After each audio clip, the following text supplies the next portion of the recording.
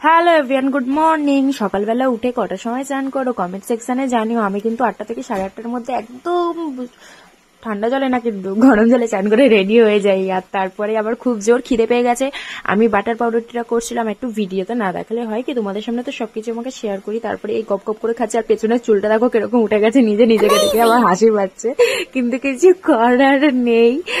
খিদে যখন জোরে পেয়ে যায় না, তখন কিন্তু মানুষজন কি খাবার, লোকজন কিচ্ছু দেখা যায় না। আর এদিকে তারপরে রান্না করতে বসে, আমি এক জায়গায় যাবো, সেই জন্য আমি তাড়াতাড়ি করে রান্নাটা কমপ্লিট করছি, আর ওদিকে আমার ভাই প্যাকিং করছে।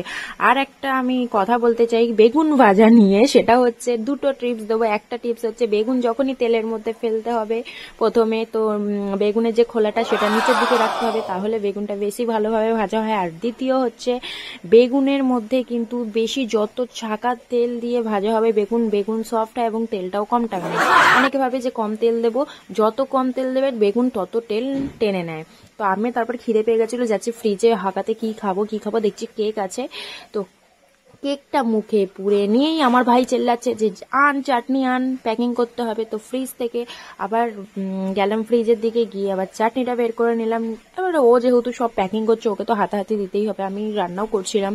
তারপরে ওকে চাটনিটা দিয়ে বেগুনগুলো আমি এবার তেল থেকে তুলে নেবো, আর বারবার একটুখানি রেডি হয়ে আসছি। আর রান্না করছি যেহেতু আমাকে বেরোতে হবে, এক জায়গায় যেতাম একটু দরকারে। তোমরা আমাকে কমেন্ট করে কিন্তু জানিও তোমরা কি রেসিপি দেখতে চাও বা কি কিরকম ভিডিও পেতে চাও। তো তোমরা কমেন্ট কিন্তু একদম করবে।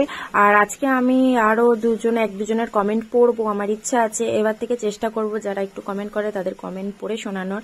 তো দেখো আমি কিন্তু ছাকা তেলে ভাজছি বলে তেলটা কিন্তু টানছে না অতটা, এরকমই সবাই ট্রাই করবে। সত্যি বলছি তেল টানে না। আগে আমি যখন রান্না বান্না করতাম না, তখন একটুখানি বোকামি করতাম, কম তেলে বেগুন ভাজতাম, কিন্তু না, আমি এখন ছাকা তেলেই বেগুন ভাজি।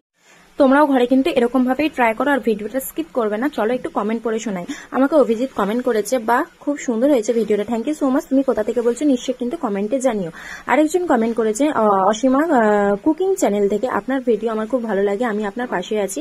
আমিও তোমার পাশে আছি, আমার ভিডিও এরকম ভাবেই দেখো আর ভালোবাসা দিও।